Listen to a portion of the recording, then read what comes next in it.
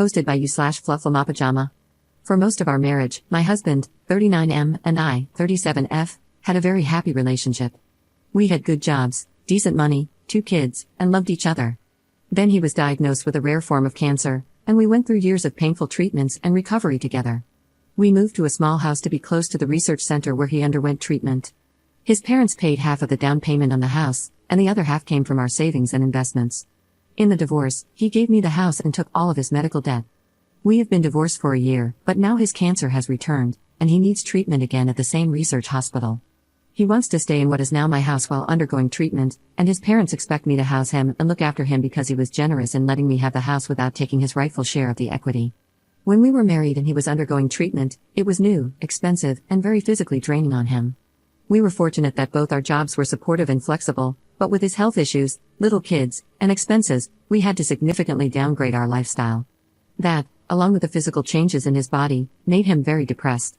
Whenever he felt a bit better, he would go stay in his hometown, a small town where most of his family and many of his childhood friends live. I was doing all the caretaking for him while also dealing with insurance complications.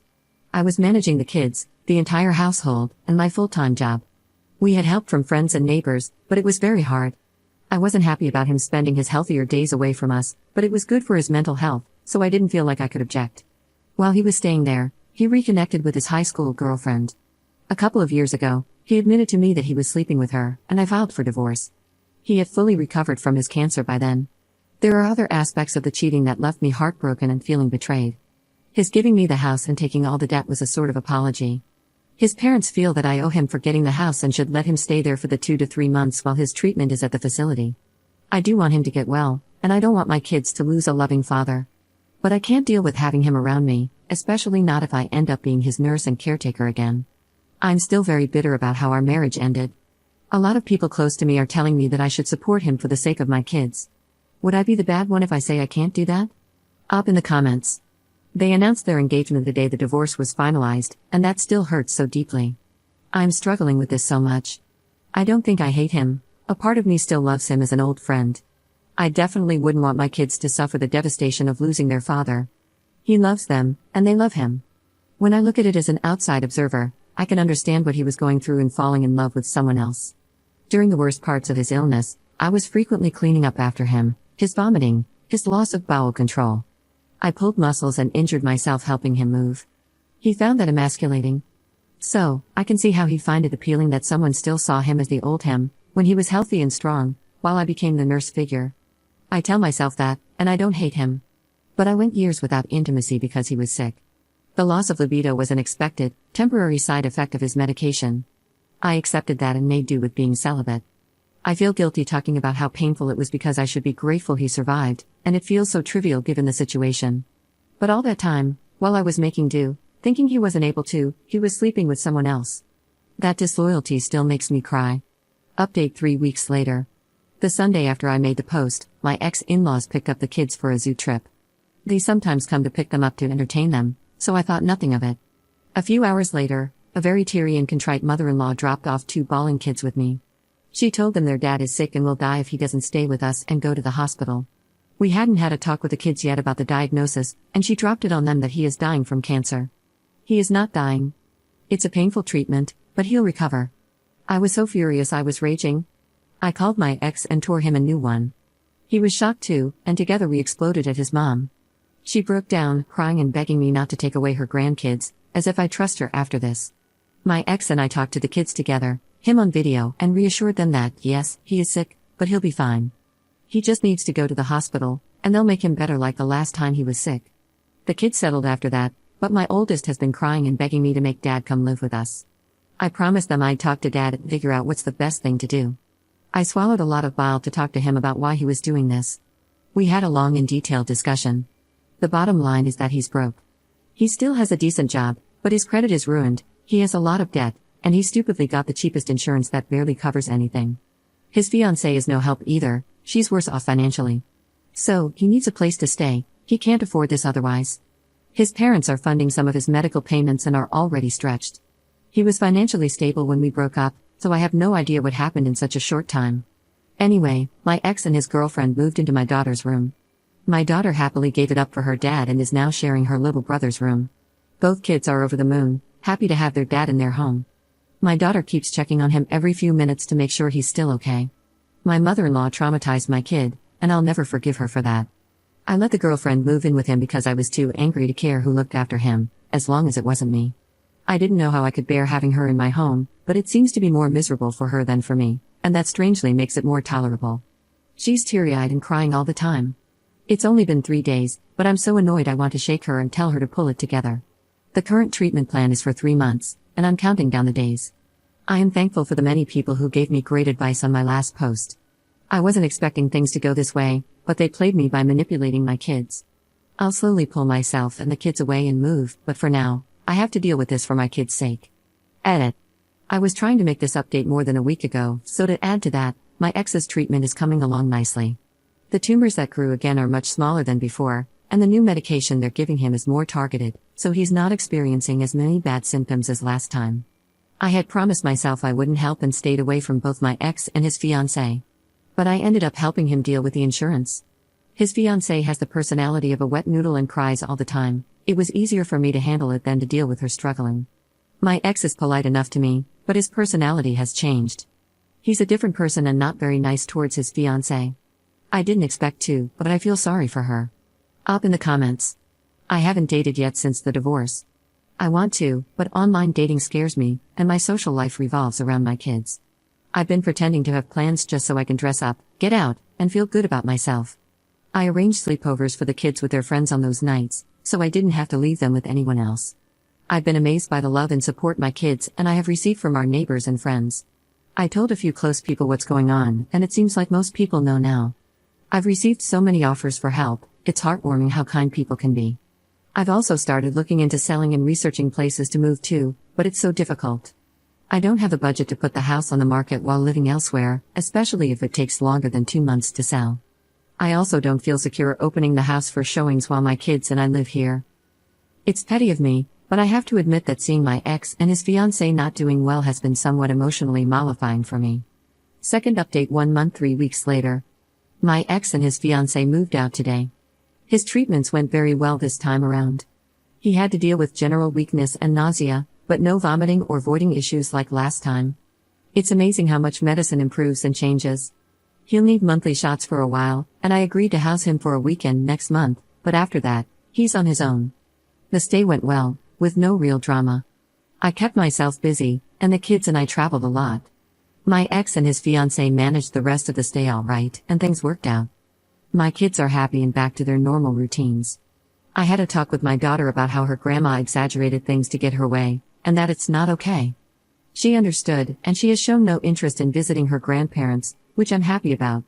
The last week of his stay, his fiancée went back to their town to take care of some things since he was doing pretty well on his own. He and I had a few long, detailed conversations.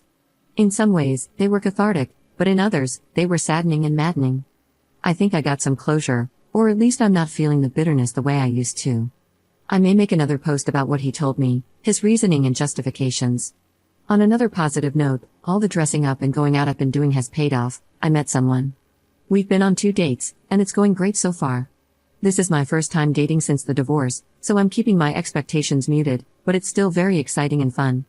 Third update 1.5 weeks later. I tried writing about our conversations, but thinking about and analyzing it is very depressing. When we had the talk, I felt much better than I do now looking back on it. Then, my new date invited me on a trip during Memorial Day weekend. One of my close neighbor friends encouraged me to go and offered to watch my kids. I was pretty excited, my first adult-only vacation in over a decade. I didn't want my overthinking about my ex to make me feel depressed during the trip, so I put that on hold. The trip went well, and I'm feeling pretty optimistic about this new relationship. Sorry for taking so long with this, but now that I feel happier, I can have a more grounded take on my ex's views. To start with, he was again very apologetic about what he put me through and admitted that I deserved better from him. When he was going through cancer treatment while we were married, I was extra careful with his feelings, always calm and patient with him. That became such a habit that even when he told me about his affair, I still treated him with kid gloves. I was firm about wanting a divorce and refused to consider his insistence on working things out, but I swallowed my anger and didn't lash out at him. This time, though, I got to properly express my hurt and anger at him, and that was incredibly cathartic. He took it fairly well for the most part but was also stung by it and got defensive. He explained in detail how he and his girlfriend got together.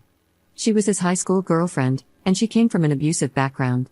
In high school, he had helped her a lot and encouraged her to move out of that situation.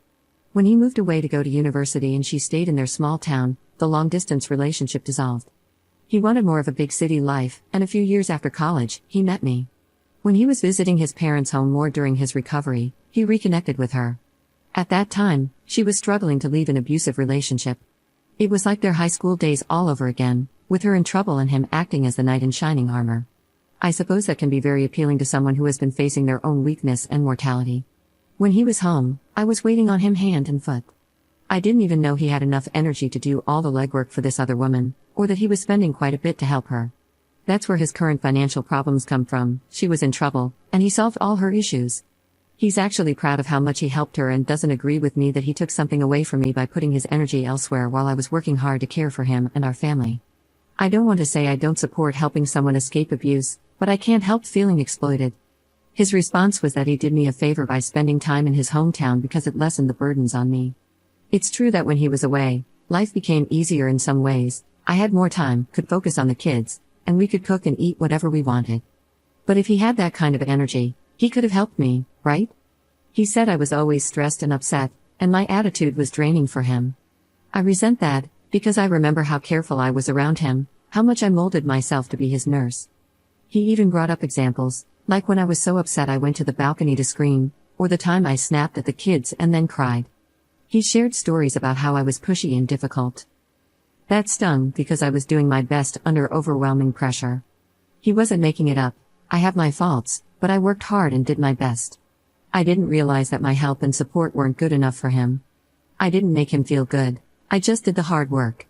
I think he resents me because he feels he owes me. He likes his girlfriend because she owes him and is dependent on him. Commenter. Why would he even think he could justify his actions? Ops response. He sees himself as the good guy. He downplays the cheating as a small failure that happened multiple times while he was helping his girlfriend. To him, I'm the stubborn one for not being willing to work through it. I did feel a bit of closure from being able to say what I needed to say to him, but thinking back, I believe he genuinely expected me to see him as the good guy after giving all his explanations. He was frustrated when I didn't. On a side note, I really like the guy I'm seeing now. For the first time in a very long time, I was with someone who did all the work of planning and organizing a trip, and I just had to enjoy myself. You really appreciate it when you haven't had that in so long. Fourth update 2 months later. I introduced my boyfriend to my kids this past weekend. We've been spending so much time together and talking almost every day, and I finally felt ready to bring him into their lives. I gave my ex a heads up that I'm dating and would be introducing the guy to our kids. He went very quiet on the phone, then started asking for details about who he is, which I gave him. He tried to dissuade me from letting the kids meet my boyfriend, saying it's too soon and not healthy for them, and all that. As if I had a say when he introduced his girlfriend to our kids. Anyway, I finished the call feeling annoyed. Last night, he called me back to discuss my boyfriend. Apparently, he looked into him, which is fine by me, there's not much for him to criticize. Then he asked if I'm with my boyfriend for money. To say I was furious is an understatement. My boyfriend has a lucrative career and maybe a couple of tax brackets above me, but I haven't even discussed finances with him. I do well for myself and have supported my kids and even my lousy ex, and this is what he asks me. I retorted that no, I'm not with him for his money, I'm with him because my ex-husband dumped me after exploiting me. He got upset and said I have a barbed tongue and that people think I'm nice but don't see how verbally abusive I can be. So that's great. After everything I've done for him, he has no problem being cruel to me over and over again. Fifth update 5 months 2 weeks later. I received a few messages asking for updates, but things have been calm, so there isn't much to report. My current relationship is going well, and we are working on building our blended family. My 2 kids and his son get along really well, they're very close. We've been thinking about buying a house together and selling mine. I'm both excited and nervous about taking that step. As for my ex, he hasn't acted up since our last argument. He's been more aloof, which I actually prefer, so I don't mind. Things seem to be going well on his side too, as far as I know. Sixth update 7 months later. My boyfriend and I bought a new place together, and I've sold the old house. I'm relieved to leave that place behind. While I like having a home, it held too many bad memories and emotional baggage, especially with my ex-in-laws thinking they still had a claim on it. I will miss my old neighborhood, though, I had a lot of supportive friends there. But my kids love the new place. It's bigger, with a larger yard and nicer schools, so I'm feeling optimistic about this new chapter. As we were clearing out the house, I told my ex to pick up a few of his things that were still left behind. He had some boxes of pictures, kids' artwork, and a few small items, so I left them in the garage for him. When he came to get them, he ended up full-on crying over the memories. We didn't talk or interact, other than me giving him some water and leaving him alone to calm down. But honestly, I felt such visceral rage at his crying. I thought I was over it, that the past was in the past and I'm happy with my life now. But in that moment, I felt so much anger, and it upset me to realize I'm still not fully past what he did. His relationship with his fiancée has ended, and I do feel a bit bad about that. They were supposed to get married in July, but that didn't happen. I heard from mutual friends that she moved back in with her abusive ex. They have kids together, and there was a lot of pressure from her family to reconcile. And yes, her family is abusive too. My ex had helped her stand up to them when they were first dating, and they've always held that against him. So, after staying with my ex while he dug her out of her financial crisis, she's now back with a man who put her in that hole to begin with. In a way, my ex, and indirectly, me, ended up helping some deadbeat save a lot of money. In that sense, I feel angry on my ex's behalf. I mean, I have my reasons to hate him, but he genuinely tried to help an old friend and high school sweetheart, and she screwed him over.